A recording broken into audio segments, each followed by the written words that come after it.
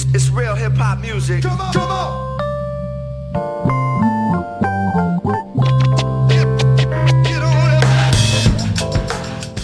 Yes, yes, 1 2 1 2. This is another episode of Major Journalism. I am your host, David Tromdig Shanks.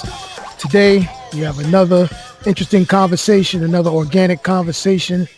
Today, we're going to delve into the world of Web3, blockchain, crypto, NFTs, etc., etc. I'm joined by two esteemed brothers with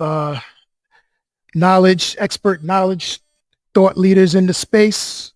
First, I have one of my good brothers. Every episode, I tell y'all that I have one biological brother, but I have about a dozen or so brothers who are real brothers. This is probably one that sits at the top of that. This is longtime friend, brother, college roommate, business partner, many other things.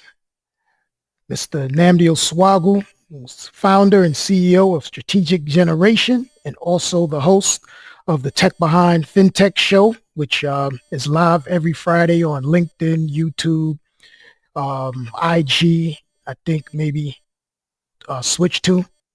You correct me if I'm wrong. There you go, Facebook, all the above. And then I got a good brother that I just became an acquaintance of, brother Manny, who's the co-founder of Mtllsm and also the co-host of Keep It Crypto podcast. So brother Manny, brother Nnamdi, what's good? Welcome to Major Journalism. Thanks for indulging me in this conversation today. Thank you for having me. Thank you, sir. Yes, sir. So for context, I was watching an episode of my brother's show, Tech Behind FinTech, maybe 3 or so Fridays ago.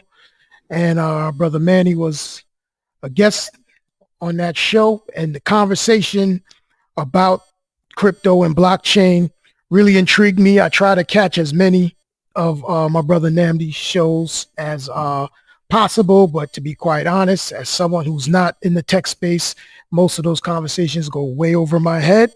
And so this particular Friday, I was intrigued by brother Manny's approach and just his way of articulating what was going on. And I said, no, this is somebody I could talk to for the purposes of my audience and to bring some of this information that's really high level from a tech and finance point of view to my audience. So I reached out via, I think they were on the IG Live post show, and I just sent a little kite in the comments like, yo, I need y'all on the show. So that's just to bring context to it. So, I mean, let's get started. I guess I want to begin with blockchain itself and just Web3 from a high level space. I know the conversations around NFTs and cryptos in general, in our culture especially, is very like ramping up now. Everybody's NFTs and crypto. And a lot of the conversation is from like a kind of like a hustle standpoint. Like, yo, you could come up this NFT, this crypto, jump in this crypto, you can make some bread. But I think a mistake that our culture makes a lot is, we jump in on things from a hustler or from a consumer end. It's very low level. It's very like, I'm gonna cop the Jordans, and then I can cop the Jordans and go on the aftermarket, and then I can make a come up on the Jordans after I cop the Jordans for one price. And it's like, well, we never talk about owning StockX, you know what I'm saying, or creating our own eBay or things like that. So I want to start with the technology behind the crypto and behind the NFT, and just get into what is blockchain, what is Web3, how does Web3 different from the Web 2.0 or the World Wide Web, what we currently know to be the web, and just start there. So whoever wants to take that, Manny seems like he's ready to go. So I'm taking notes because the question's mad layered. I just want to make sure I'm ready to jump in. That's all, man. For sure. I I think on the conversation tip, like when you talk about blockchain, we'll defer to Manny's expertise because he's like currently has his hands on the pulse and he's on the scene of that.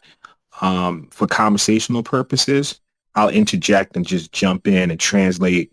You know, if I see something that, cause I think you're doing I love your approach, by the way. I want to say that because I think people jump ahead of, like, let's talk about NFT, let's talk about this. But I think it's a lack of understanding of the foundational stuff.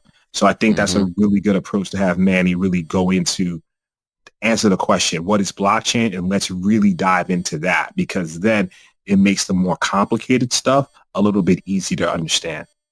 For sure. Your purpose, that's exactly why I have you here, Nnamdi, to take my low level and frame it. But I think you had an excellent frame up. You know, like let's start there. You didn't jump into let's talk about NFTs. Let's start at blockchain. So that's excellent. Well, I mean, and me and Manny briefly spoke about this when we chatted a couple of days ago. I'm always coming from a framework.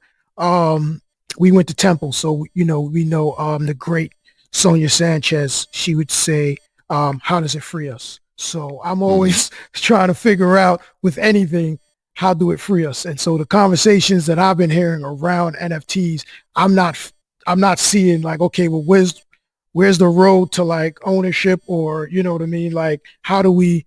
So I'm interested in the top level stuff, the technology behind it, and how we can interject ourselves into that, as opposed to just making other people rich and giving them $1 billion evaluations on their products and their software. Yeah, so that's crazy that you ended asking your question like that, because that's the number one reason why blockchain was created, right? We don't know the creator, you know what I'm saying? We don't know the guy's name, right? And the thing is, his principle was, if there was a way that everyone could see what people were doing with one currency, like no matter who you were, you wouldn't have to log in. You can't be manipulated. You could just see, okay, I gave $1 to David. You know what I'm saying? I gave $1 to Nnamdi. You know what I'm saying? And they took 50 cents and gave it to somebody else, right? And that's on a way that anyone could see it. That would stop what happened in the 2008 crash. So think about the timing. The 2008 crash, people were really manipulating the mortgage markets, right? They made the markets crash right before Obama came into office. The government bailed them out, right? And that problem, that liquidation event, caused a whole lot of companies to fold and the government to interject, which never happened before. The government got into the traditional markets and started supporting it, right? So there was a need to say, "Damn, man, you can't let this stuff go on." So there's a few people. I mean, of course, there's one person that, you know, they attribute to. I forgot his name right now. That's crazy. But either way. We don't know who made it. His intent was to make sure that this money does not keep on feeding the capitalist society that is currently controlling money all over the world. It's 11 central banks. They run everything, and everybody knows it, right? It's certain, if you're getting to Forex and you start to understand currencies, you understand that these are just, representations of a government entity within the government, but really it's a bank. Those banks and those governments have been interfering with people to have an even chance to get wealth, right? Because they don't have to tell you what happened, right? They don't have to tell you when they give somebody a lot of money, right? You might hear about it. Most of the time you don't. And there's no proof it ever happened. The blockchain says, no, this will always be proof that you did this XYZ. Your wallet transferred this to that person's wallet. So technology to support that was already there, because what you're talking about is just long as spreadsheets of numbers. And computers have been able to do something like that, right? So blockchain is leveraging the chance that you can have a whole long ass list of those transactions to live for infinity, because it's just text encrypted in a fashion that when you mathematically change it, that the computations have to match in order for you to add to it. Called a ledger, right? Okay, I was going to ask. Ledger is distributed amongst anybody that wants to look at it. It cannot be changed. It's immutable, right? So that right there in itself, transparency, and you can't have no funging around where someone wants to pull a whole lot of dollars out the market and make the price of the dollar go up. That's not happening no more. That can't happen with a cryptocurrency. Now, other things can happen with it, right? I'm not saying they can't happen with it, but the birth of cryptocurrency, the birth of blockchain was to have a way that people can have transactions that are transparent, and anybody that's participating doesn't have to question the integrity of the data on it. And that's what blockchain was made to be. So I hear a lot in relation to blockchain and crypto decentralization. So is that what you just described? No, so decentralization is based off how the blockchain is architected. And mainly I say that because the blockchain's native token or tokens are all going to have utility in most cases in which you're talking about centralization versus decentralization. And that function is what you call governance, a voting system. Most blockchains have a voting system.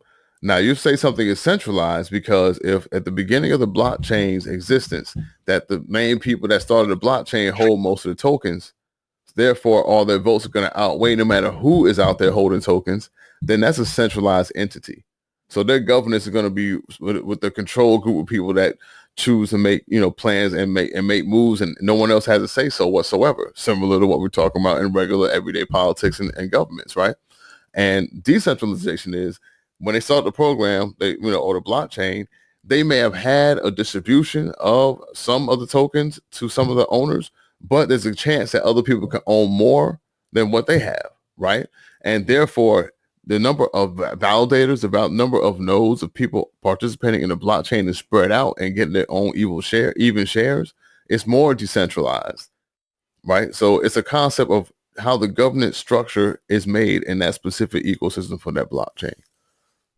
Just to piggyback on what Manny said, I think to help people understand it, just another layer to identify with something you already use, right? You use a bank. Everybody, most people, in today's day and age, have a bank account. If you work, most likely you have a bank.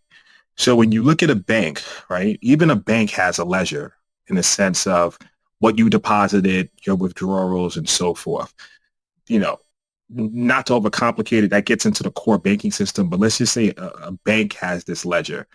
Now, when you think centralization, only that bank has that information on you. That bank is not sharing it with other parties. It might share it with some third parties, but that's more so to enhance their services. But if you go to Bank of America, for instance, Bank of America has your information. They have all your transactions. And so when we talk about centralized, that is central. Now, when you talk about decentralization, right, to what Manny said, what if you take something like that's not Bank of America, but in this blockchain space, right? Everyone who wants it can get a copy of that ledger. It's distributed out, right? And then you have you can get into the mining aspect and the validators and so forth, but it's literally distributed throughout. So that's the decentralization part. So whoever wants it, So if you have a centralized product, like say you could look at the ledger for any crypto bot. I mean, it's still blockchain, right? It's still transparent. You don't have the voting capacity to change what happens on the governance side to make it centralized. So the properties of being able to see the ledger, anybody can see that. There's a project called VeChain that aims at the supply chain, right? It's one of the best projects, has one of the best use cases you could ever imagine, right? Blockchain security on the supply chain is needed, but it's centralized AF. You know what I'm saying? The thing is, though, you can look at every transaction in VeChain right now. They can't hide that stuff. It's just the centralization is the governance part that makes it what they call centralized. So from I guess the distinction that you're making, Nnamdi, if I understand this, is like, okay, I draw, $40 comes out of my account every month for my coconut water case. I get a case of coconut water every 30 days. Only TD Bank has that information. But if I'm doing that with crypto, then everyone can see. Now that's what every 30 days that's I'm making that purchase. That's what I'm saying. Okay, yeah. I agree. Nnamdi does have a point with that part. Yes, absolutely. The only reason I brought that point up, I mean, and like I said, I think there's different layers Manny can go into in terms of, how are chains added to the blockchain? Who are the validators, the nodes, those types of concepts are because that all's around decentralization. But I just want for people who don't understand the concept of centralization versus decentralization, I just want to paint the picture that when you talk about centralization, think about your bank, right? Right. There are projects now where different banks are communicating with each other, right? There are some closed network private blockchain projects like that, but let's not go there. Let's just say if we're just talking about an individual bank, they have and control your data. They're not sharing that information, so that's central. Mm-hmm. You know, the antithesis to that is decentralization. We talk about blockchain, and then, you know, Manny can get into different use cases, but I just want to bring that home so the audience can understand the No. what that is. I like that. I think that makes perfect sense. So Mm-hmm. because, you know, these terms are thrown out 100%. and I think that sometimes, you know, we have a habit of like wanting to sound intelligent. And so we use these terms, but I don't know that all of us always know what's behind these terms. So I'm, you know, Malcolm X said, make it plain. So I try to make it as plain as possible. So, you know what I mean? If a third grader can understand it, then we're doing the right job. And bro, I'm not gonna even hold you, man. Like, you know, I'm from a professional level, just hitting so many aspects of technology. I even forget this stuff sometimes. I have to revisit it, refresh and stuff. And like, Absolutely. because if you're working for one client or for a certain, you know, functions, let's just say hypothetically, you're doing security stuff, then I'm all in there. But then, you know, you're switching gears back on blockchain research, then it's like, oh, you have to relearn unless you're doing it constantly. So what helps me to just, I try to relate it to things that are common, like you said, like banking and just things that you do every day, and just try to make that connection.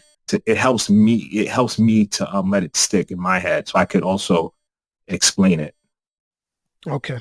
So, I mean, we're talking about blockchain mainly from a finance situation, right? And it's okay for us to stay there. I'm sure that we can apply blockchain to a myriad of other things that maybe it even hasn't been applied to yet. I would make an argument, right? Yes, we are talking about finance, and but I think it's also important. And Manny touched on it with a project called VChain. I think it's important that people understand that it spans different use cases. There are utility use cases, because what happens. Let's out. Look, That's what I want to do. I mean, we were next question, right? You guys don't even realize. Maybe you do realize. This segues to the other question you had within your question, right? When you were saying Web 2 versus Web 3, right? So real quick, when people say Web 3, they just think that for some reason it's just crypto, has nothing to do with crypto. And that's what I want to debunk. That's what I want to debunk. So basically, the first generation of the internet was really an experiment with really just sending messages, right? So you're sending text. So the only thing you really can do to interact with other people, if you want to talk about the human element of the internet, right? All we could do was send text, which is huge. So you have forums, you have message boards and stuff like that.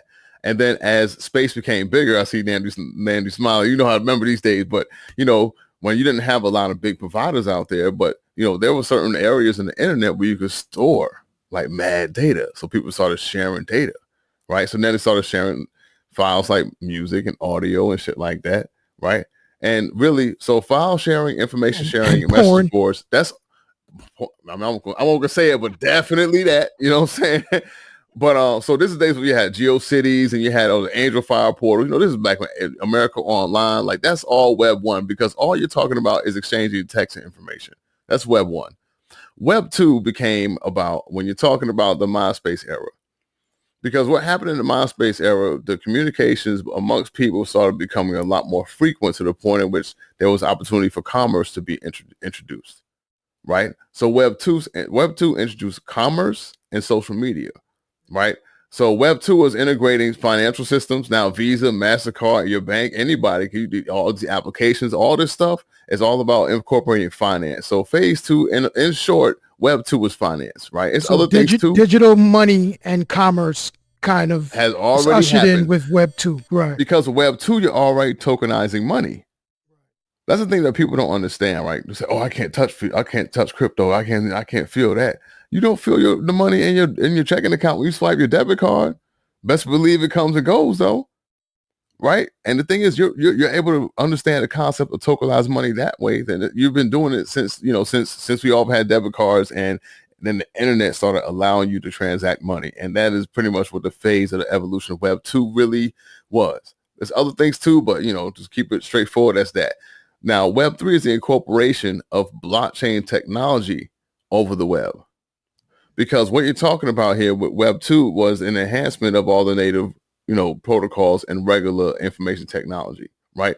So regular network equipment, stuff like that, right? You had different ways of transmitting information, but not like crypto where you have different protocols. That's going to change the way technology is shifted. So it's going to use the internet to connect to blockchain networks, and that's Web 3. Okay, so it's using the internet still to connect to blockchain networks. It's not like a new internet. I'm not going to say that. It actually is, and well, see, the dark net is a different internet.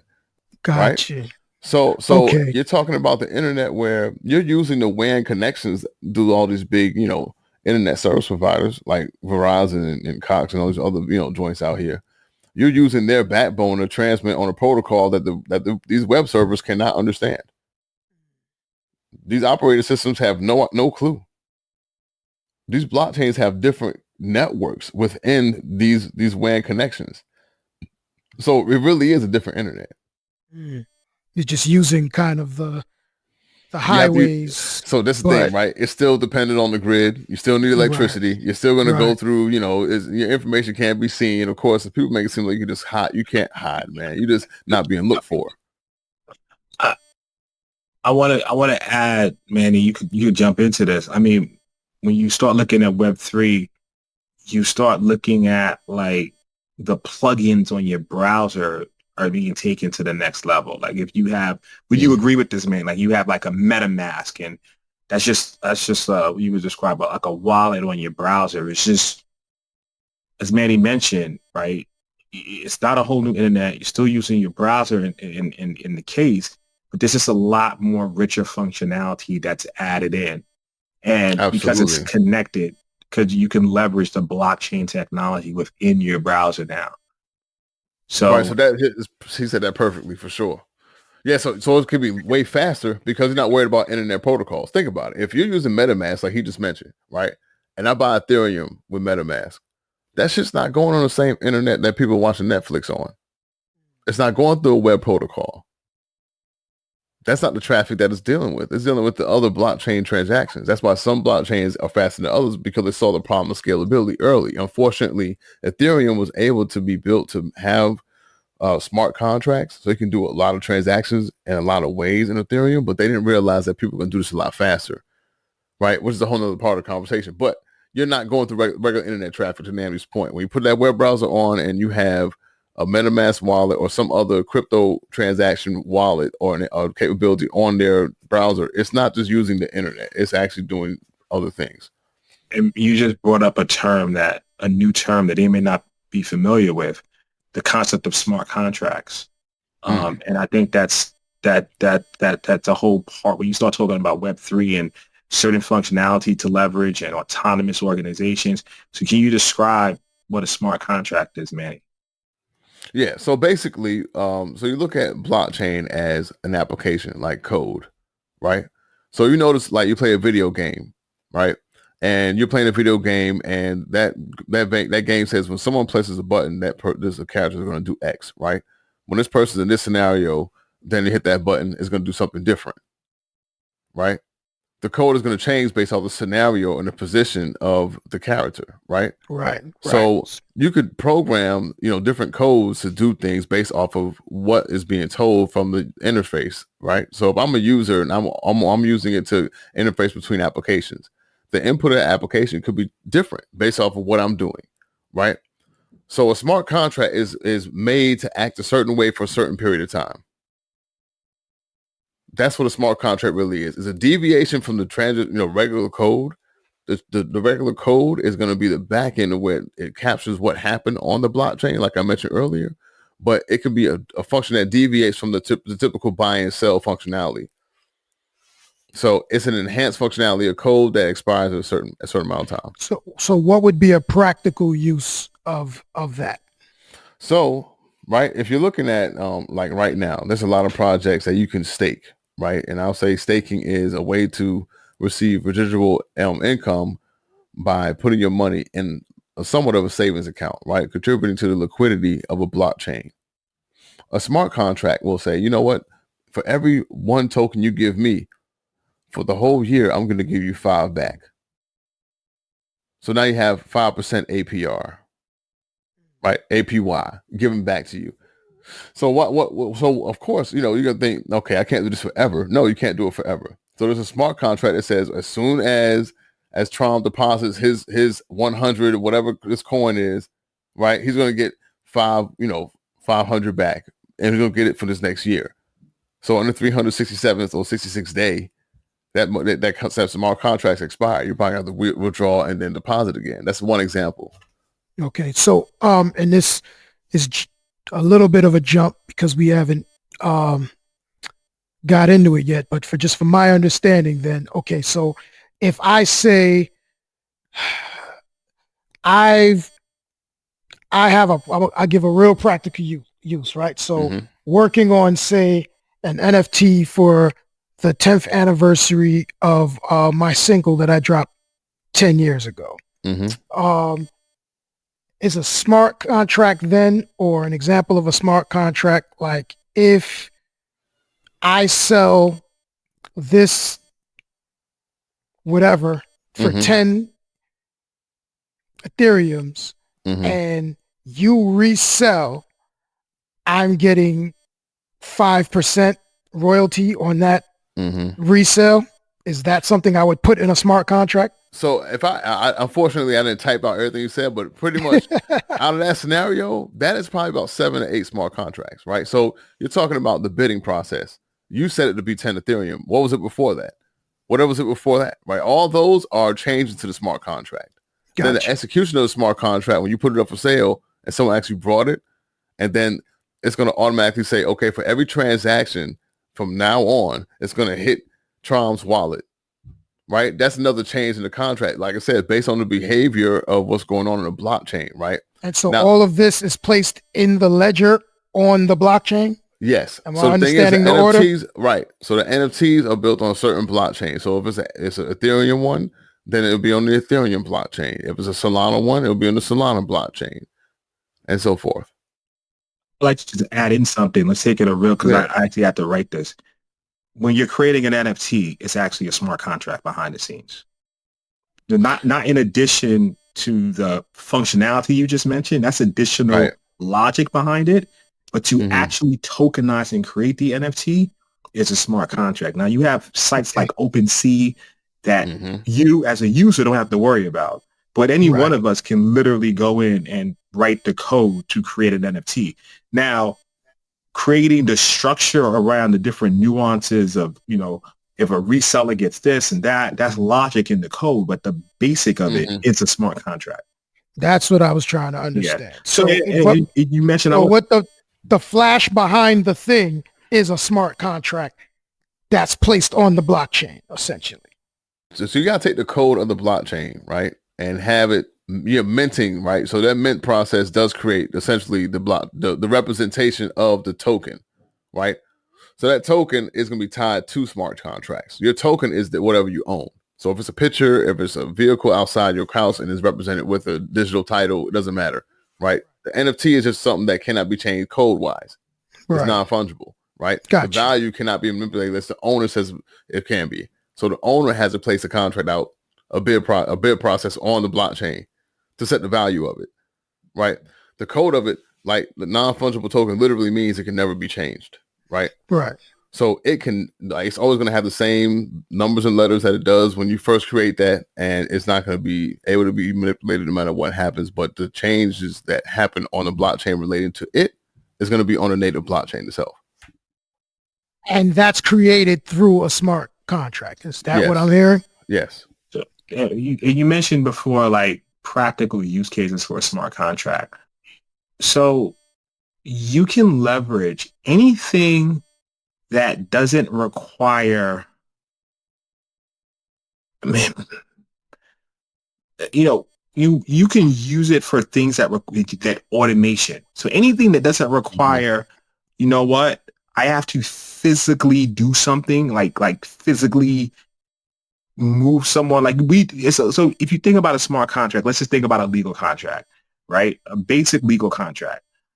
It has to be some sort of monetary, something involved, right? Something that you said, I'm going to have a contract with Tron, with David. And I'm going to say, you know what? I need you to do X. And you're going to say, in return, I'm going to do Y. So when we just think about it from that basic standpoint, we are now just adding code to that process. So that's a contract. We code it and we place it on the blockchain, and that makes it a smart contract. Effective, on the blockchain, it has to be something that it can now happen. So now it's not the use cases right now, not for every single scenario, but for scenarios that, let's say now there's a bank account. We connect. I'm throwing out just hypothetical examples. Well, it won't be a bank account, but it'll be something that's a wallet on the blockchain that you have a wallet, because everybody has crypto. You have a wallet. Now that contract hypothetically connects to that wallet. That contract now can use something, they call it an oracle. An oracle is something in the real world that basically your code now can plug into to see if something's happening. So let's say that hypothetically you're a farmer, right? And you want to get an insurance on your farm. You want to say, you know what? If it rains for 30 days straight, I need you to kick me a premium because I just lost my crops or whatever. Hypothetically, just throwing it out there. And you're the insurance company. You say, you know what? If it doesn't, I need to just get that premium on a month. Like it's not, an event hasn't happened. That scenario, if you think about it, we can automate it and we don't even need to interact anymore. So we code it. The contract is hooked up to the insurance wallet. It's hooked up to me, the farmer's wallet. Then every month I'm going to send my premium payments automatically. The contract will just pull it out, and it can go on for let's say it's a 2-year insurance contract. It's going on and on. Now the contract can connect to an external entity called an oracle. Let's just say it's something that we agree on, that this is the weather report that me and you both agreed on previously. Say, you know what, if this is accurate. Now let's say that an event happens so it's connecting. So for 30 days it rains straight. Wow, I need to get paid now. So then I can get now whatever we agreed on will be the price that, this event happened. Wait, 30 days, my crop is messed up. I can't yield. So this is a hypothetical scenario, but it's something that I want you to think about, or the audience to think about, and saying scenarios that basically can be automated where it doesn't require our interaction. Like it just requires, we agree on certain terms, we code it, and we could hook up wallets to it. Then that's the perfect scenario. Some people have scenarios for Airbnb and smart contracts I was hearing. There's various use cases, but the goal is, because you said earlier, how do we move from being consumers versus creators? And the key to being a creator is not necessarily, I'm going to go build a smart contract. It's sometimes, listen, does this scenario exist? Does this use case exist? Like I have this problem that I want to solve, right? You could always find a Manny or find someone who can help you build something, but you want to start thinking about, from a non-technologist perspective, what is the scenario? What is the problem I'm trying to solve? And based on my understanding of this technology, my high level understanding, got to know the details. Wow, I think we can solve it. But it always starts with some sort of problem, some sort of, and then you start doing the research to see, you know what, with where we're at now with the current technology, blockchain, whatever, can I apply it?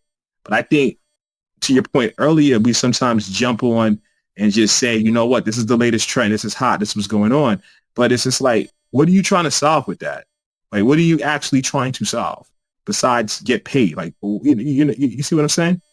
So, and walk me through this, because as you're, speaking, I'm thinking of something that is in real time, right? So I was in a group with some brothers, right? Mostly fellow artists. And the conversation came up around like, trying to pool our resources together and bust a move. And so, the excitement was, all right, pool our bread together, put it in a bank, put it in a black-owned bank, and then we vote on like what we're gonna do. We're gonna build this thing. We're talking about building like maybe a music site where everyone can kind of push their product and push their art out. And so the first question was, as soon as we got to pooling money together, well, whose bank account? Then it was, well, we all need access to the bank account. And then, you know what I mean? It was, well, what happens if I'm putting my money up and then someone decides they want to withdraw money and buy a pair of sneakers, or, and on and on and on and on and on and on. Explain how the blockchain, smart contracts, the ledger, the whole Web3 technology can facilitate a group of individuals coming together to pool resources and I guess have equal vote on what could be done from a project standpoint with resources raised. Yo, Manny, that sounds like he's trying to. You got to send him some billable hours right there. That sounds like sounds like a project, bro. I don't know, man. That sounds like you want me to start putting my consultant hat on. Well, because hold on. Before we add on to it, that question is deep, and I'm gonna tell you something, right? Because I'm collaborating with people right now, right? A couple of brothers of mine, you know what I'm saying? People someone I've known for a very long time, and people, I trust and love, man. We have a group. We're trying to put together a platform. We're trying to create a software, right? I'm gonna tell you this, man. Crypto has not made human communication easier. People have not made any progress significantly evolution-wise. People are just as lazy as they were before crypto. It's hard to talk people into staying in the trenches and coming up with something together, right? The difficulty level has not changed. Crypto is just a means to do it. At the end of the day, 90% planning is the best way to do anything, right? You sit there with a bunch of people and y'all want to create efficiently a plan together to do a bunch of stuff.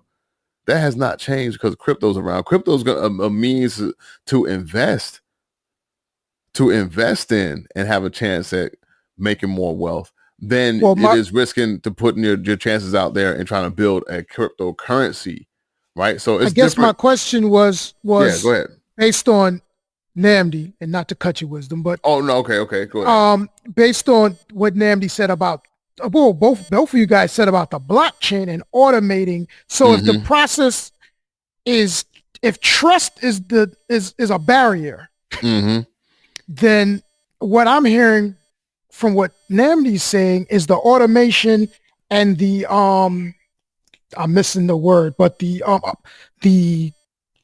what is it when you're exposed? But the transparency of blockchain and smart contracts should be able to eliminate some of that mistrust because we can all see what's happening. So what Nnamdi's talking about makes the technology's there, right? And 100% on that. But your question was, how can it make it easier for us to get in the game and make some money off of it? Well, no. My question was about the trust, because if you're saying, hey, I don't trust that if I give you my money. Oh no! So see, you gotta think about it, man. So many things that people misunderstand about this crypto space when it comes to starting a project, right? We start a project, in most cases, either you're gonna raise money or you're gonna put your own money into it like any other business. Like literally everything's gonna be like a regular business up until you're talking about building an application. If you're just trying to have a foundation for building an application, in crypto, right? You still want to raise venture capital money. You want people contribute. You don't put your own money up. The thing is, when people are trying to get $5 from their whole community, I mean, think about it, man. Those are the kind of issues where it doesn't matter if it's crypto or not. You know what I'm saying? That's what I'm saying. Go ahead now, Nnamdi. So I think I get it, right? Your question is not necessary. It's kind of, take a step back. Your question more so is, here is my use case. How do I leverage this technology to solve my problem? Your business case, I'm going to reiterate it just to make sure I understand it, is we have a group of individuals, right? Let's say 5 or more, and we want to all put money towards a certain venture. We want to have the money in a central way that, you know, the group in its entirety can leverage it towards the quest for this venture. One of the scenarios that we have is, what if an individual with checks and balances, With checks and balance. What if an individual now decides to go in and take some of the group's money and then you're talking about using the blockchain to make sure that doesn't happen again? Is what you're saying? That's what I'm saying. Eliminating the mistrust or the prescribed mistrust. Because if someone's saying, I don't trust that someone wouldn't be able to. Exactly. I'm gonna let you go on in terms of the details of the blockchain, Manny. But before that, and this is what I say about all technology. And let's separate the business from the technology. That's an actual business use case you have. And I would say, what's the simplest solution for that? To me, it sounds like you want to incorporate or form some sort of LLC around your group. You want to then open up some sort of bank account. Like, let's say outside of the blockchain, you want to put rules with that bank account that, you know what, funds cannot be deposited without these signers signing off on it. Then, I mean, just from the picture that you painted, right, that problem is solved, in my opinion, right? Like, because it's certain bank accounts that, you know, you can't deposit, you can't do stuff without a password. You put rules around that, or find a bank that can work. Now, just because the initial problem is this, the initial business case is, we have a group of individuals that we're forming some sort of entity, and we want to basically could deposit funds towards the pursuit of projects within that entity. And we want to make sure that any individual in that group cannot withdraw funds and run off with it. That's what you're trying to solve. Is that accurate? Well, that was a short, brief scenario that we were trying to solve, and I was asking how blockchain could be leveraged. That, I mean, it could get into a deeper thing that maybe we don't all want to be on the books with a bank account, and but I don't want to get into all that. So I'm just asking. When I hear people, I got to put my consultant hat on. I feel you. Automatically, it says, okay, what's the business case? What are the concerns? What are we trying to solve? And I can only base it off what you told me, not additional stuff that I haven't heard yet. Then from there, I look at it like, okay, what are the different resources that are out there that we can solve this use case? And I before I start getting super complicated and adding on, and this is just how I operate, I'm like, okay, can we do this track? And somebody might go, you know what, that it solves it. But then when you start coming with other issues, then you might go, this might not fit that scenario. So now we have to take a step back. Okay, what can we leverage? Can we leverage a combination of both? Can we leverage, you know, X, Y, and Z? And that's how I solve problems. But now if you're looking for, you know, because I think one of the issues that I have with just in general is when people have a problem and then they say, you know what, I want to solve it in this way with this technology. And it's always like, then you kind of like lose track of, are you trying to solve the problem, or are you just trying to leverage this technology? You got to pick. Biased, right? Because if you're trying to solve a problem, then everything is on the board to how we solve it. If you're saying, you know, I really just want to use blockchain to do this, then it's not about the problem anymore. It's about leveraging blockchain. So Well, only because the show is about blockchain, so I'm just asking how blockchain. The show's not about solving that problem, but I feel you. But I'm just saying, I was just trying to take a scenario that from a real thing that was a conversation based on this mistrust, and I was saying based on what you were saying to me about the automation of the checks and balances in blockchain, would that be a scenario where I could leverage blockchain to solve that problem? Not can that problem be solved? Because I understand we could all just put our names on a bank account. If you're talking about, like, say, you know what, me, you, the three of us, right? Yeah. Right. We sit there and say, you know what, we're gonna start a project, man, and we're gonna put money into this wallet. We're gonna come up with some agreement, right? It might be a wallet that's made of 3 wallets, right? Those hexadecimal, and that it's a long hexadecimal number, right? That represent your wallet on the blockchain. We can monitor that. You can set up alerts for that wallet, right? There's a lot of things you can do to even access that wallet. And of course, it's going to be a hardware wallet associated with that. How you guys handle that? Do you need a 2-key safe, right? I mean, it's so many ways you can handle that with blockchain, where you can say, you know what, even though I can't stop you from stealing the money, if y'all collaborate against me, I'll have proof of where y'all went with it. And the thing is, there's a whole slew of people that would love to hear about a case of somebody stealing something in crypto, because people don't get away in crypto. They always find you. So it does solve the problem, but you have to also have the agreements. You do have to solve certain problems, though. Back to Nnamdi's point, like you are going to have to come up with some of the human element, because ultimately the custody of it, the most secure thing about crypto is you can take it off the blockchain. You could put it somewhere. That's the safest way to do it. But that protocol has to be a human element. How are we all going to work together? You know, and a lot of these things that people misunderstand is, yes, you can make a lot of money building a project and doing all that. But, you know, when you work in technology, or you hear about what it takes to work in technology, that's a whole set of disciplined skills that may not pan out for you. You might have the best product ever. There's some great cryptocurrency projects that failed in the last couple of months, and they had sound math. They were making billions of dollars. So the thing is, you have to remember that, you know, putting your money in a project and putting all the resources to build something versus investing in it and having the risk being more managed is something you may want to consider if you want to talk about making money in crypto. And it's a hard back. I don't know. I don't think, from what David's saying, he's interested in making money. He was just saying, how can he leverage it to solve his problem? And that's like, that. Am I accurate with that? Well, in that scenario, you know, in that scenario, based off of what you were saying in terms of automating the, I don't want to say the transaction, but being able to automate that, so it's not like that part of the human error. Like, well, if we can all go in and see what's. You see, I mean, even if you look at that use case that you put, if you automate it, I mean, what exactly are we automating? Here's why I say that. Maybe that's a bad use case. So I don't want to spend 20 minutes. I don't want to spend 20 minutes on that use case because I only got y'all for a certain amount of time. So that could have just been a bad use case. Let's move on. What's a DAO?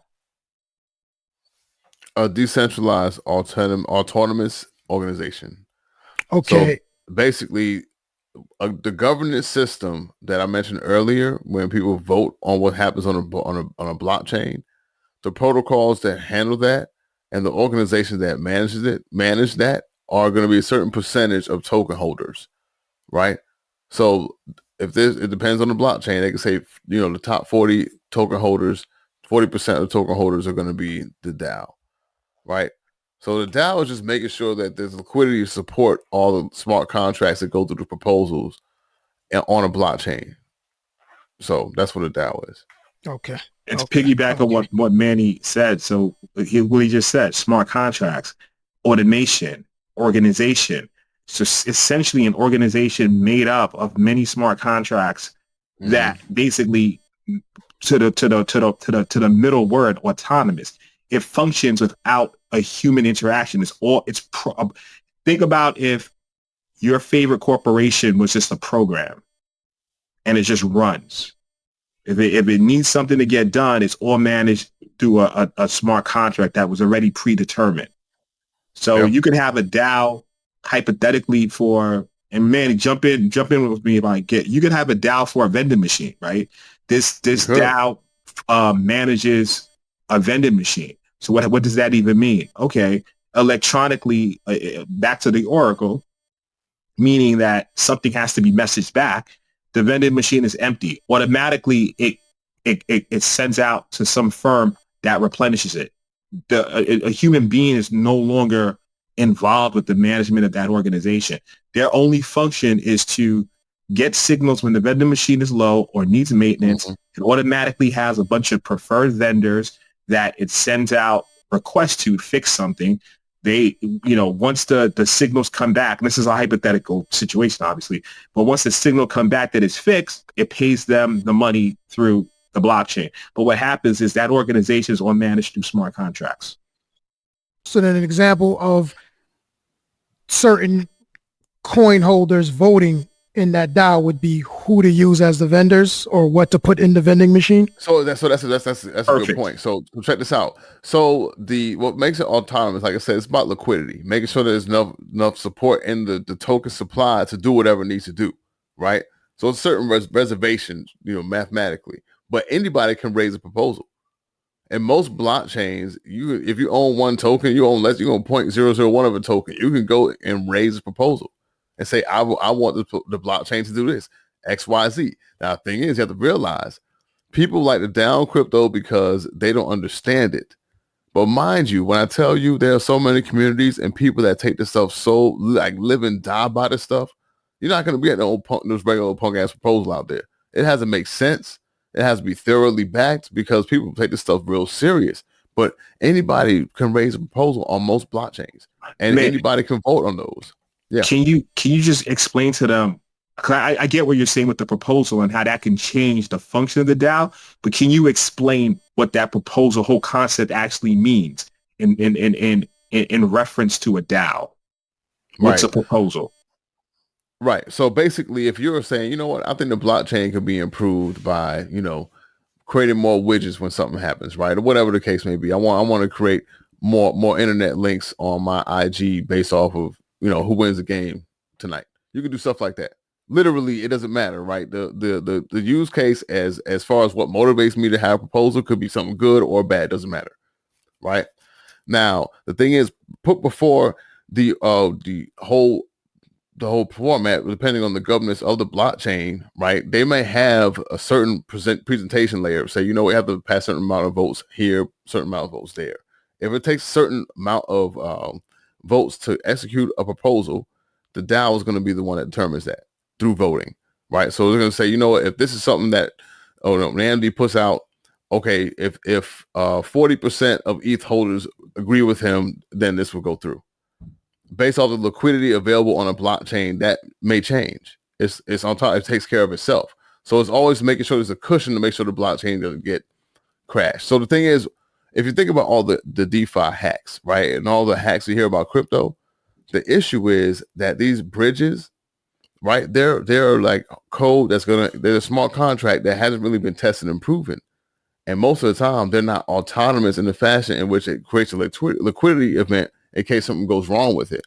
Therefore, they can exploit and hack and take money out of blockchain. So that autonomous organization keeps things afloat for every proposal and every smart contract. Okay. So go ahead, man. No, I'm just saying, so, but in reference of like a DAO, it's like the DAO itself, because it's autonomous, but people are behind it. Let's say like the crypto holders, like Manny said with the proposal aspect, you can now vote to add additional functionality to the DAO or make certain decisions, right? You can definitely propose to make changes to the DAO. It's 100%. Yes, sir. And so that's part of the proposal process. So even though this entity is autonomous and it's running, it's doing what it's supposed to do, what it was set out to do. But like anything, you may start as a user, right? That actually has some ownership aspects that has a stake in it. You can say, you know what? This needs improvement. So I'm going to now put out a proposal so we can enhance it. But the whole idea is after that work is done, it's still automatically just doing stuff now. And that's the whole aspect of the of the DAO, the Decentralized Autonomous Organization. And what's the state that adopted this? 'Cause I talked about it in my podcast like last year. I don't know. It's not. So I think it was Florida. I think Florida was the one that It's jumped another one of these spots in like the middle America. Or you can pay your rent with it. Maybe it Utah? was. Maybe it was, man. It's one of the ones that allows you to pay your rent with crypto. You talking about that one? No, the ones that's big on DAO, like they made DAO an official. Oh, it's not Iowa, is it? Yes, I think it may be. I think it was Iowa. They have but they got shut down, bro. I'm pretty sure because people kept using.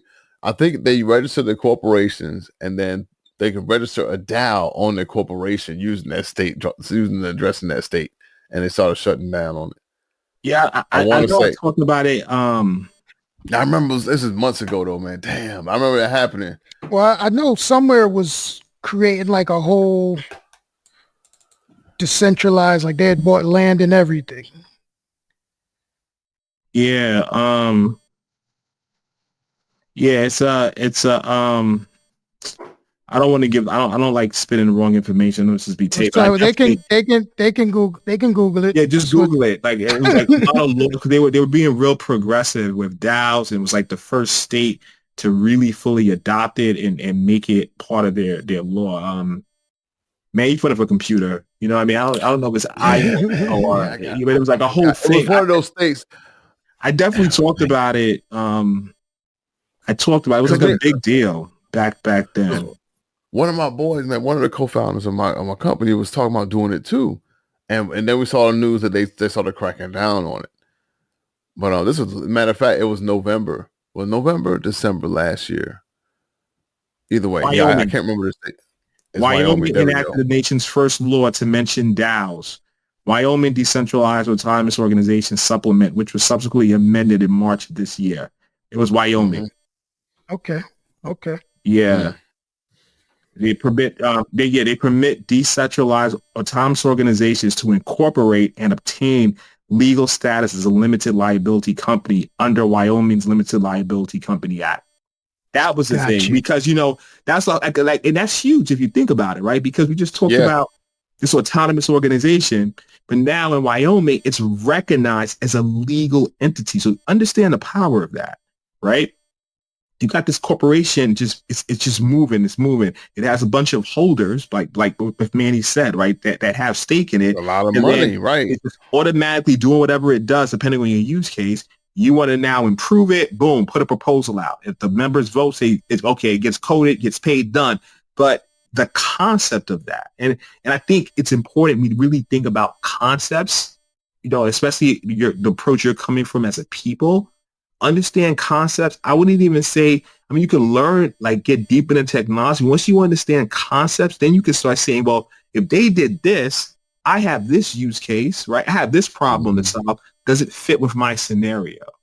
And that's how you really start going on the creative side to build these, as you mentioned earlier, these billion-dollar companies and stuff. They were all built by trying to solve some problem and leveraging, the necessary tools that were out there to solve it. And then they got adoption.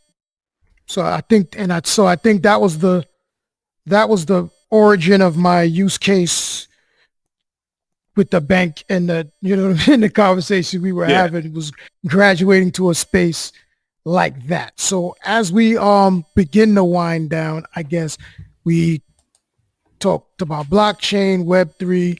We got into, its use for crypto, smart contracts. We talked about DAOs. We briefly touched on NFTs as they relate to, the blockchain. I don't want to delve all the way into NFTs. They're non-fungible tokens. I think most people kind of know what an NFT is at this point in time. But I do want to ask both of you guys, just from one, I guess, back up, why is this important? Why is what exactly? So, just all of it. Blockchain, right. Web3, digital currency, cryptocurrency. Why is this an important thing to know? If I'm just someone who has a couple dollars in the bank, couple more Mhm. dollars in my mattress. I'm going about my life. You know what I It's mean? Why do I gotta, even if I'm a little more sophisticated, I might have some money in the market. I might have a couple stocks. Why does any of this matter to me? Why can't I just go about doing what I do and not worry about I'll it? let Do I even need to worry about I'll it? let Manny go first, and then I'll come back. I know Manny's a lot more passionate about it, like in terms of he's really like, he has some real project going on. So I'll let Manny go in and I'll come in. Nah, so basically, right, we're talking about just the perfect time and point in time to talk about the financial system, right? We're looking at the different disparities and different communities and classism to the point at which people now have started to recognize that the traditional finance system, traditional society is not really working, right? It's not. And the thing is, we've seen all these signs over time of different traditional systems eroding in front of us, right?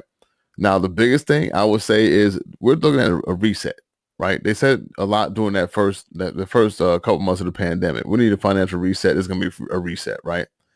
The Fed injecting all that money and then taking it out has made people look at the dollar and say, "Dang, man, now I got to pay $7 to get a loaf of bread. What is money for real?" And then when I leave it in my savings account, I get 0.01% for the year, right?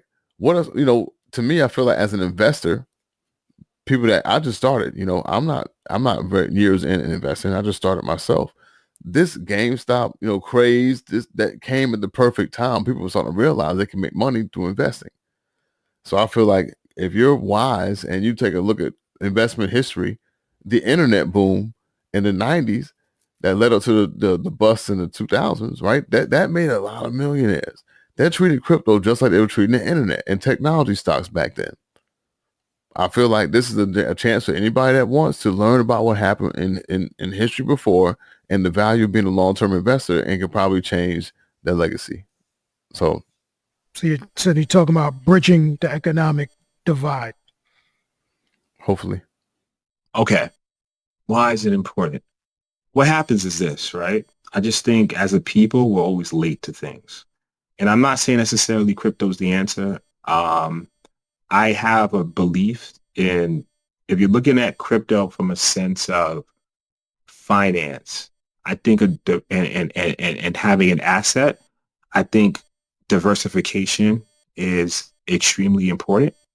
Um, I'm a fan, for instance, I like real estate.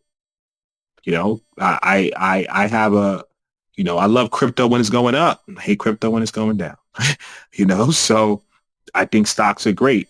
Stocks are great. The market's good. You look at your portfolio, but these are just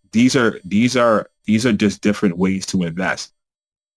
You have people in certain countries that their local currency is so volatile where you're taking barrels of whatever that currency is to literally buy a loaf of bread, right? So some people said, okay, you know what? I'm going to store my money in crypto. And it worked out for some people, right? Maybe they invested in Bitcoin early. Maybe they did that. For some other countries, they invested in something called, they not invested, but they say, I'm going to trade my currency in for a stable coin called Terra. All of a sudden, Terra crashes. It's just completely annihilates. They lost out. So it's not a scenario where everybody wins. I just think why it's important is because it is various use cases that can be leveraged from it, right? You definitely see crazy volatility in the future. We know that, this is not even speculation, right? Who knows where Bitcoin's going to be in the future, Ethereum, but we do know governments are going to start moving toward digital currency. You see it happening globally. There's the centralized bank, help me out, Manny, CBDC, centralized bank digital currency. Yep. Most countries are looking into a way how to make that digital, because it's just for remittances and transfers. It's just cheaper. It makes sense. Now, that's not saying that, no one's saying they're going to adopt Bitcoin. Like El Salvador, for instance, adopted Bitcoin in terms of using that as nationally. So some countries are saying that. Some countries are like, you know what? But most are saying, how do we now create our own centralized centralized bank digital currency? So like anything, right? The world is moving at even a more rapid pace. So I think growing up, the biggest disservice to our community is that we are not taught finance.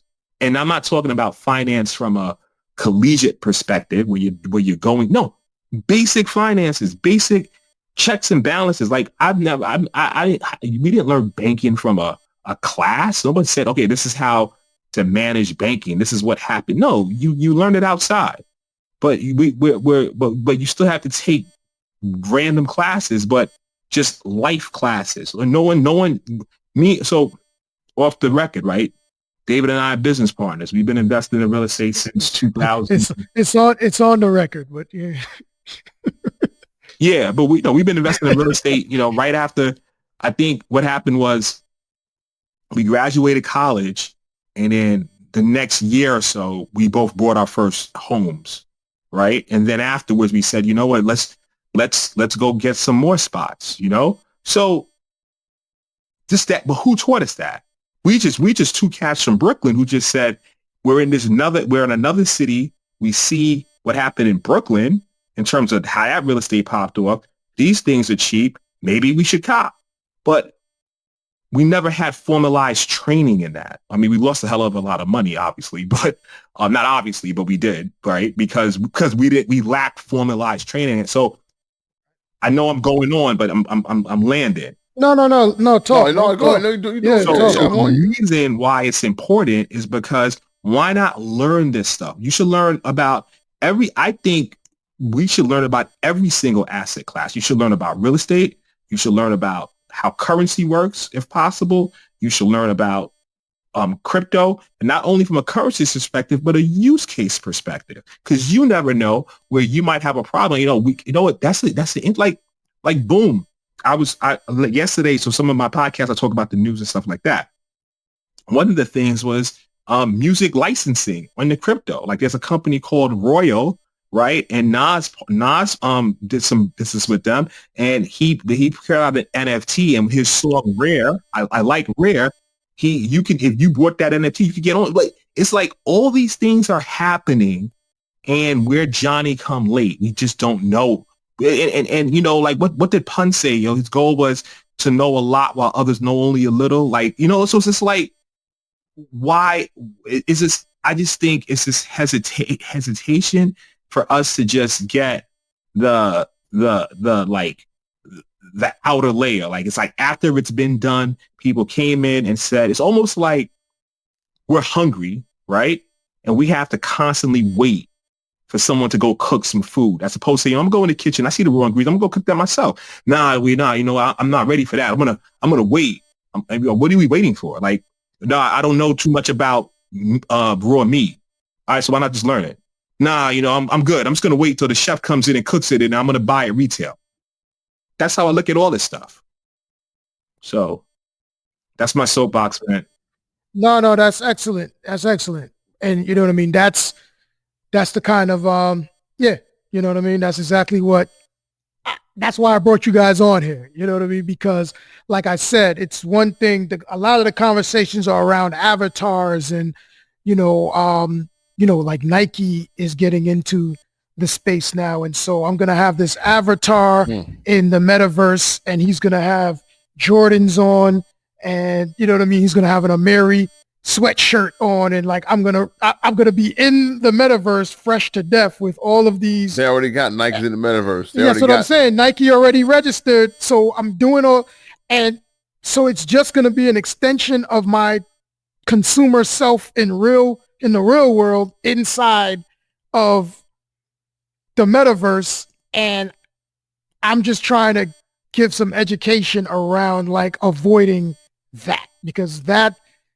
like you said, like we keep giving the powers that be the power to feed us, which then gives them the power to starve us. And so, if if it's important for us to know about this. And, you know, some people I know are from the state of mind that eventually it's going to replace the dollar and the dollar won't even exist. And I don't know that you guys are there. It doesn't strike me that you're there. Nah. But the point is, it's serious enough to do the education and to learn about what this is, both from a investment standpoint, and if I'm hearing you, Nnamdi, from a standpoint of learning how to earn it as well. So not just buying, but how can we earn it, or how can we get inside the technology or the products that produce it in some sort of way, shape, or form, as opposed to just kind of being late adapters and being on the back end of the whole thing has been created, and now I'm engaging in retail. Yeah, I'm not gonna hold you. Like right now, I don't personally have, like, Manny has a an actual blockchain project. That's not what I have currently going on in my situation. But I would say to the audience, right? And Manny, hop in if you disagree. Technology labor globally has become more ubiquitous, meaning you have, like, the 90s to build something was a thing. Like, you had to get, like, you know, get people hands-on physically at your spot in your garage and you have to get your own servers. You have to really, like, it. And that's why to raise and to really come up with a startup in the 90s took a lot of resources. Due to economies of scale and over time, if we had an idea, right, but we didn't understand exactly how to build that idea, we can leverage global resources. We can leverage cloud technology. When I say cloud technology, it's just the difference between you, because, you know, everything has to live somewhere. Like, you live in an apartment, your application has to live somewhere, right? You don't have to buy that server and put it in your house. You can go rent it from Amazon or Azure or Microsoft or whatever. So that brings down your cost.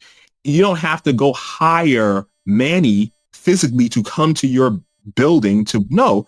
You can go get a dev team somewhere else that they're, you know, right now, to, you know, wherever. I see how long, hopefully it'll last a while, but let's say the dollar's high, you could get something for cheap and you can build this stuff, right? You obviously might want to hire a consultant to help guide you through it. If you're not familiar, you don't get jerked. But all I'm saying now is, if you understand the general idea, right, and then you have an actual, here's what happens. You know what the people like me and Manny don't have, that someone listening to this may have? The actual physical, I've been doing this for the last 2, 3 years, 4 years, and I have this problem in this scenario. I don't care if you have a problem in the beauty shop, if you're a salon owner, you're a barber, you're a whatever it is. I'm in the hood, and I've been doing this, dealing with these people, and this is a problem, right? I don't have that expertise. I need to hear you. Like, nah, you could go like, you know what? If I had this, I could flip it this way. I don't know that. And no one on our end knows that. You know that. That's your crown jewel. Now you're saying to us, based on this scenario, right? Here's what I want to build. And we could go, oh, you know what? No, that makes sense. But what I'm saying is but you have to, in order to have the conversation, you have a general idea of, I understand this technology, high level, I understand this. If I wanted to do this, and when you're talking to a person like me and Manny, you're like, if I wanted to do this, how would that work? Like, can we connect the blockchain? What's a DAO? I heard about the decentralized organization. How would that work here? Then we go like, oh, that's interesting. But then you have the use case. And what happened is, in our community, there's a lot of use cases that are right now being done manually, hand to hand, manually. Tons of use cases. And when, you said earlier, the powers that be or whoever, what they want, they're like, oh, word? That's popping? Huh? Tell me more about that. Oh, really? That's what you guys want? Okay. Thank you. And then they say, okay, I'm going to take that. I'm going to go in the kitchen, whip it up, Here, use it that way. You're like, you know what? It's cool, but it's not perfect, but I'll take it. Oh, no, give us your feedback. We'll make it perfect for you. And more of your people going to use it. Oh, that's dope. All right, cool. Then all of a sudden they're $1 billion company. That's the game, bro. Word. Word. So, I mean, yeah, it sounds like use your practical, use your everyday business, life in general, whatever you got going on, find problems and then find solutions That's to those all technology problems. is. That's Yeah. it. 100 that you and your peoples Yeah. are having. That's that's your crown jewel. And That's all technology is, you know. Well, man, if you make it, you get paid off of it. Well, that's the importance of things like this. You understand? Because there's people now who know that you guys can be leveraged for something. Whereas, you know what I mean? Before, we may think of these things as like, yeah, I don't fool with none of that stuff, man. That's like way over my head. And there's nobody who might know how to lace his Timbs properly, who knows about this as well, right? Like, we don't connect those worlds enough. We think like, okay, I have no access to anyone who could even think like that. Where it's like, no, there's brothers that come from the same environments that we all come from, who are seasoned in this world, who understand this world, who, if they were connected to the folks who had a problem, like you said, like, I know of a problem that can be solved leveraging this technology. I don't know anything about the technology enough to know that I can leverage it. And you may not know anything about this practical use case that, and if we can connect these things together, then we can make, things happen. So the education, because I was going to say, what's step one if I wanted to learn about these things? But what I want to do is pivot from that and say, both of you brothers have shows. Nnamdi, you have the Tech Behind FinTech. My brother has Keep It Crypto. Talk to me about these programs, what is generally discussed in these programs, and how my audience can and should take advantage of your programs to just learn more about this entire world. You want to go first, Manny, or you want me to go first? No, go ahead, kick it. So the Tech Behind FinTech, you can visit us at the techbehindfintech.com. Real straightforward. The techbehindfintech.com. And I like to say our show is about the technology that powers the money. I mean, you have a lot of shows on finance, a lot of shows on, our goal of the show is, what is the technology and who are the people behind that? Behind the money, exactly. So we just did our 83rd episode, and on weeks where we don't have guests, I talk about the current news of that week, what's going on, like to relate it to our conversation yesterday. I brought up the conversation about music. Like, it was a good article on music licensing on the blockchain and what Nas did with Royal and how he had the NFT with Rare. And I might talk about some security stuff too, because my background's mainly in security. And from various things, from actual like fintech companies, some of the things they're going through is a breach, to things around the blockchain industry and how a company like Celsius is basically locked withdrawals and they just laid off 150 people, and Voyager just filed for bankruptcy because of a Three Arrow, this hedge fund owes them $650 million. So I talk about things like that. You might be like, the hell is all that? Which is fine, right? But it's just the information is out there, and I might say, this is how I break it down and my spin on it. This is what's going on. Now, even if I'm a firm believer now, it's like some information gets planted in your subconscious. So as I'm talking about this thing, now you hear it somewhere else, it might be a little bit more familiar to you. On other weeks, I have guests, like I had Manny on, and we talked about blockchain and just went in. So I look at different topics around financial technology and finance, and I bring interesting guests on. We chop it up, or Other weeks I'm solo and I talk about the news. And like I said, every Friday at 12 p.m. Eastern Standard Time, we stream live on LinkedIn, YouTube, Twitch, and LinkedIn, YouTube, Twitch, and Facebook. And then our platform that we use, that's an integrate with Instagram. So on the side, I have an Instagram, my camera going, my phone doing an Instagram live, just to get, but you can't, so we post like screenshots and slides. You can't see it on Instagram. So you just have to go to the Tech Behind FinTech, our website, and you'll see it live there. So thanks for the plug, bro. Of course. Yeah, man. So I guess the show Keep It Crypto focuses on having a dialogue that are based around current crypto events that tie back into learning one-on-one fundamentals, right? So we always try to have this is why this is important. Here's the article, and then normally we do have a main topic. So the main topic is normally, like I said, it's something that makes you understand, or at least we try to make sure that our audience has a better idea of what takes place in the crypto space and how it's important, how to leverage it and stuff like that. So the perspective of the show is kind of interesting because we have my man Rashid. He has been an investor for probably the longest out of everybody that's down with the crew. He has a lot of experience with regular investing and multi, like he's made money, you know what I'm saying? But then we have a man Omari who by trade is a business analyst. He's a software developer, and he's also an investor in other ways. And, he has the economics, degree. So he has a whole different perspective as far as macro and as far as, the technology behind blockchain. Then we have Sine. Sine is a traditional investor in a lot of ways, messing with the regular markets, but she also messes with crypto too. But she's done, stuff like traders and, she big on technical analysis and stuff like that. And me, I'm just more of a security dude, and I'm a novice investor. Like I'm the youngest investor on my team, and but I've taken it more.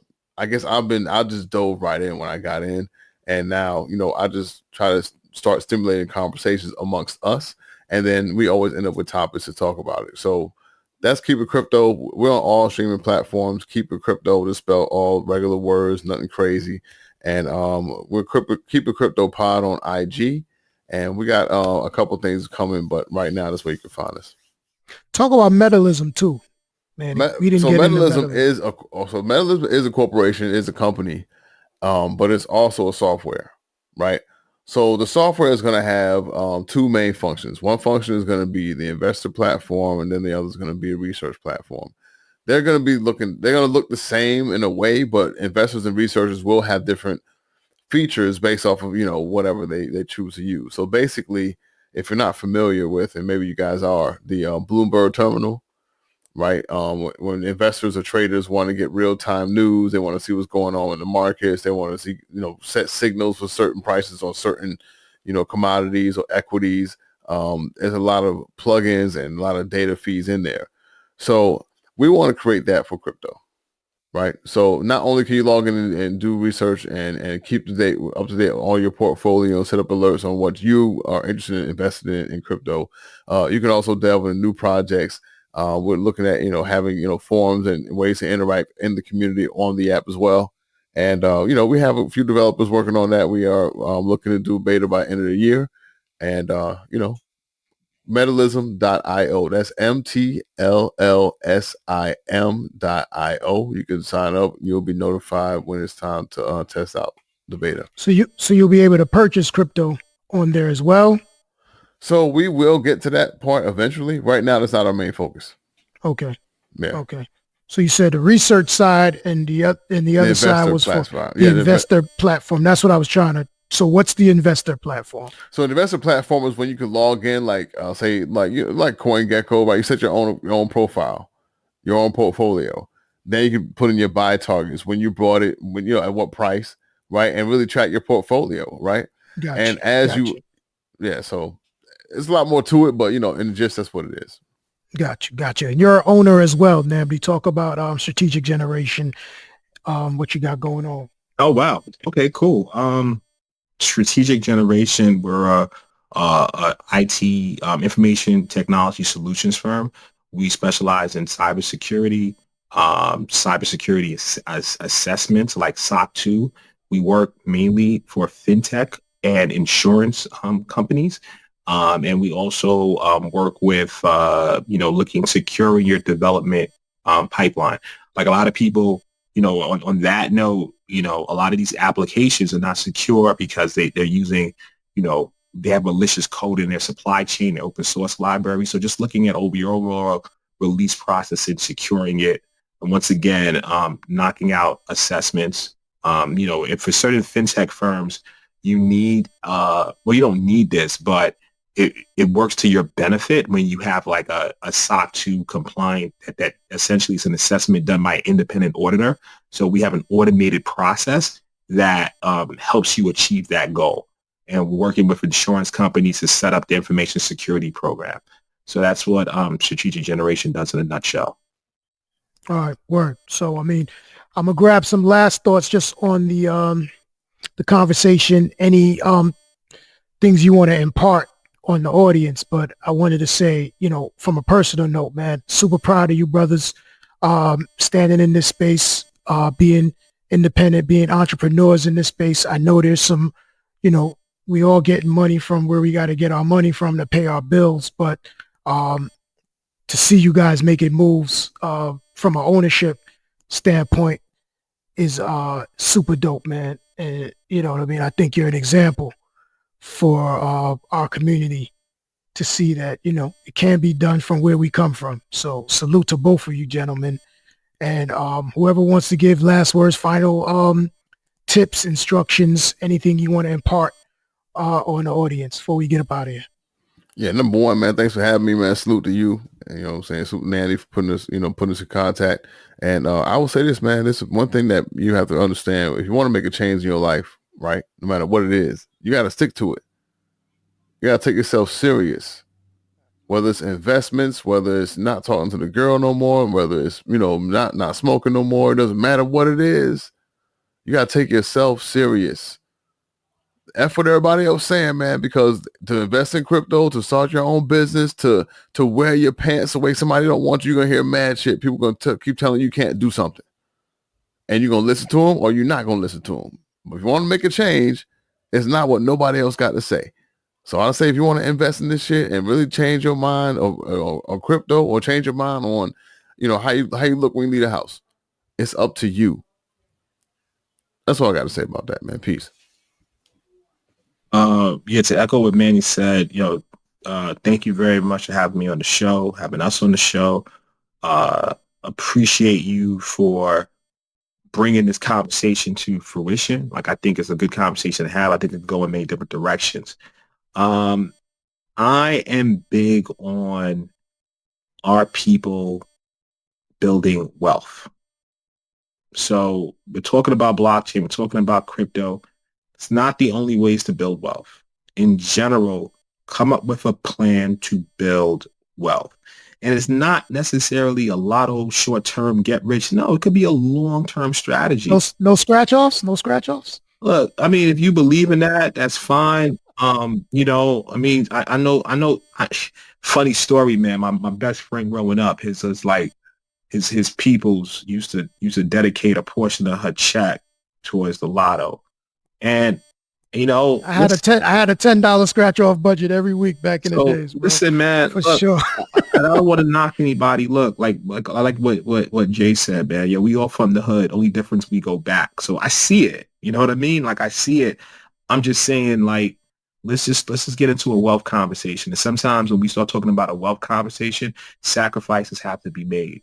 And so you might not have the latest Air Ones or the Jordans. I mean, I don't remember the last time I copped some kicks from Amazon for running that was like literally $30. It's like bootleg stuff that probably in high school I wouldn't be caught dead in. But look, I'm not necessarily where I want to be, but I'm a lot better than where I was. So I know I could afford certain things, but that doesn't mean I'm getting it, because it's just like, what are we doing right now? Like, we're talking about making really other companies wealthy off of our back. So let's build wealth. Let's be more financially sound. I mean, like sometimes when we rock in certain drip and look in certain ways, who are you really doing that for?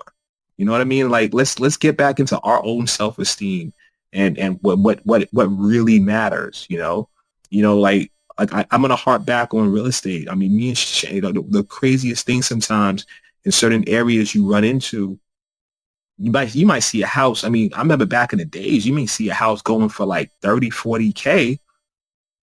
You run up in there, the owner's like, yo, don't tell the tenants how much it's going for.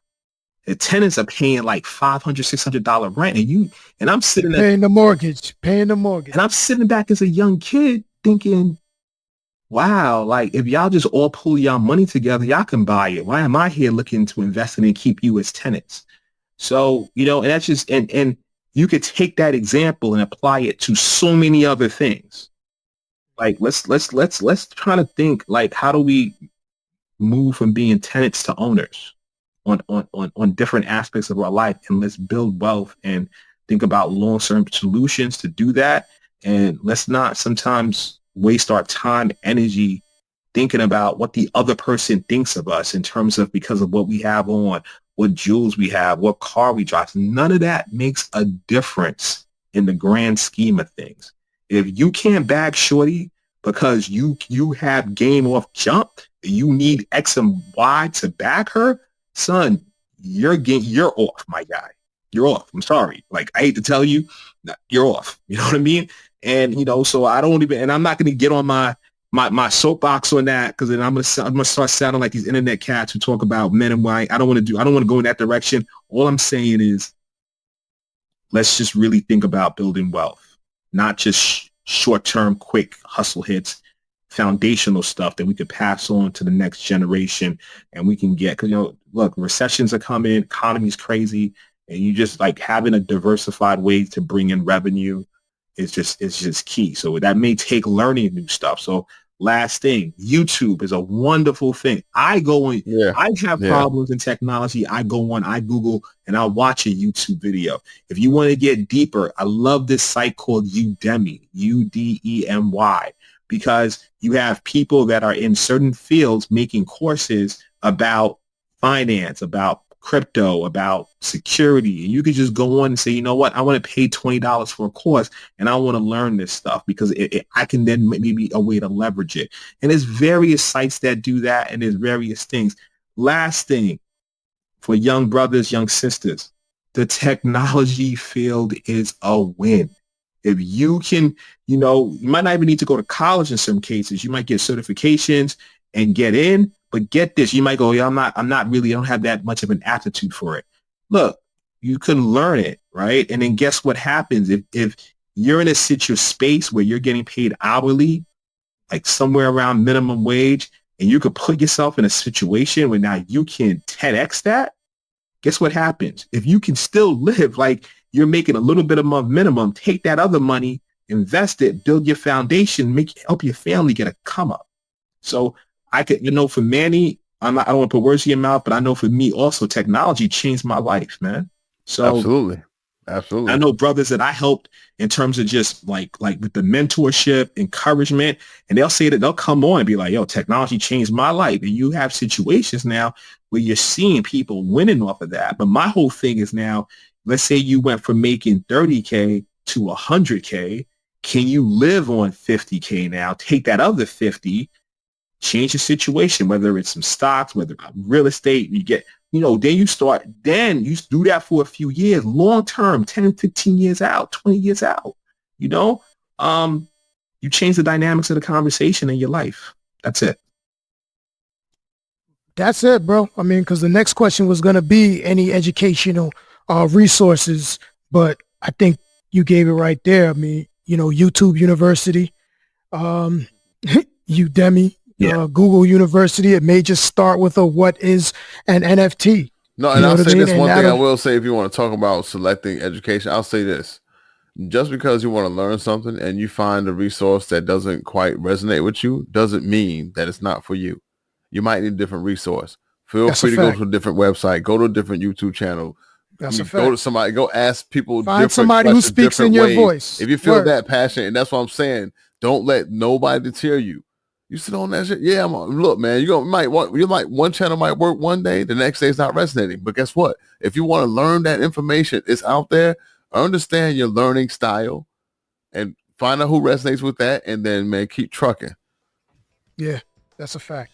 Appreciate you, brothers. This was a dope conversation. As I learn more, I definitely got to bring you guys back.